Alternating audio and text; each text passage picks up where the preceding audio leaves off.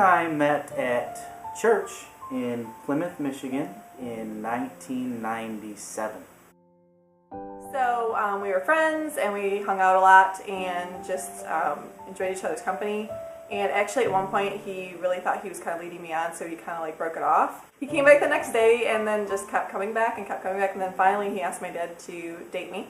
He did it right and proper, and my dad thought he was a decent enough guy and said yes. So we started dating, and we dated for almost 2 years, and then we got married. In 2001, we had decided that we wanted to adopt. And so we looked into adopting kids from Russia. John had gotten laid off from his job, so it was kind of a dead end. But we had told some of our friends about it, and later on in 2002, one of those friends called us and said, you know, we have these 2 kids, they're from Russia, would you guys be interested in meeting them, you know, possibly adopting them? And we said, well, let's just come over and meet them. And so we went over and we actually met Victor and Julia, and they were 9 and 12 at the time, and just fell in love with them. We were driving home that night after first meeting them, and Victor was just the cutest kid ever. I mean, he was just so adorable. You can't imagine such a cute boy. But Julia, we got in the car and we're driving home, and Johnny just looked at me. He said, have you ever seen a more beautiful 12-year-old in your life? A year later, we actually were able to finalize the adoption on June 21st of 2004. So this year, we're celebrating 10 years as a family, so it's kind of exciting. In 2008, we decided that it was time to look at maybe having a baby. That was something that when we had adopted Vic and Julia, we thought we would just worry about that later. Babies would come later, we'd worry about that later, and it would be a different phase of our life. And when we went down that path, we did everything short of IVF, and it didn't happen. We had decided, instead of going down the road of IVF, it's very expensive, we thought that that money would be better used to put towards a child who is already out there and needs a home, or maybe an older child who, you know, every child deserves a mother and a father. And so that's just something that we thought that the money would be better spent toward that. In July of 2013, we had the opportunity to host a young boy from a country in South America. It was a program hosted by an agency called Embrace by Grace, where kids were brought over from this country and they were told they're going to have a chance to go to America and have a vacation. But the entire purpose is to introduce them to people who could possibly adopt them. We had a great time with him. We went to Disney World and he fell in love with the beach, and he loves to go to the pool, and we just were able to have a lot of fun. And him and Johnny really got a chance to bond through playing video games and soccer. We spent a lot of time talking, just pointing at things and saying it in English and in Spanish.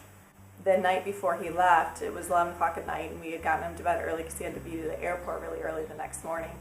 And it was about 11 o'clock, and he came and he knocked on our door, and all I heard was, "You quiero Johnny, you quiero Johnny," which means I want Johnny, and he was crying. And it was so heartbreaking because this boy was just so happy, and he was just didn't want to leave Johnny.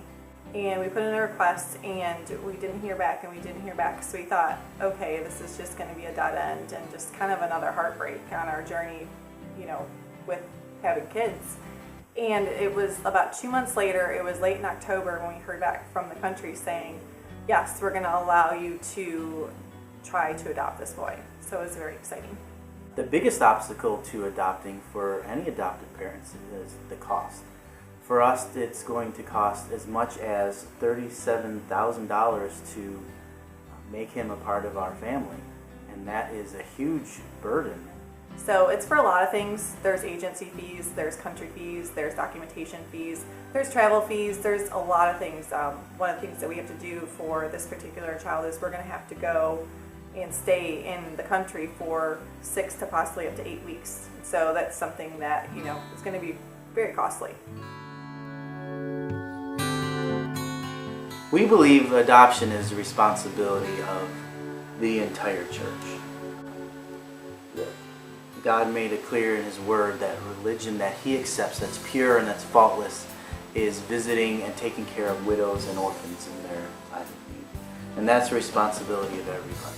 And I would think many believers feel that as well, but not everybody's in a position to adopt. It's very difficult, and your family might not be in the position right now to adopt, or financially you may not be able to take care of a child on a day-to-day basis.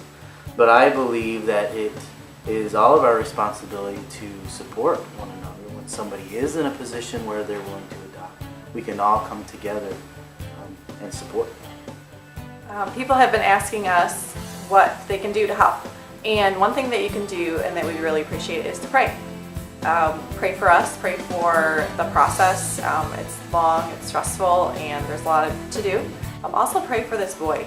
He is just in a very vulnerable place. He is in an institution, in an orphanage. So he doesn't know that there's hope for a family. So I just pray for him to have hope and to have peace, and that Jesus will just comfort him during the waiting time. The next thing that people can do is give. One of the things we're praying for is financial support, and you can be the answer to that prayer. $37,000 seems like a huge number.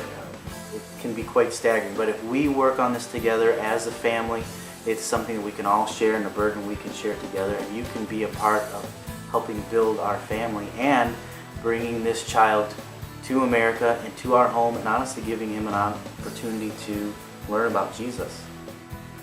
We're hoping that people will share this video with their friends and family. The more people that this gets shared with, then the less the burden is. Finally, we ask everybody to keep checking out our website, bringhimhome.us. We're going to keep you updated on our process, what's going on, where are we at. Also, there's going to be a lot of different things you can get involved with fundraising, some fun things that we're going to have coming up. Plus, we're going to have a blog where we can keep everybody updated on where we are at in the process.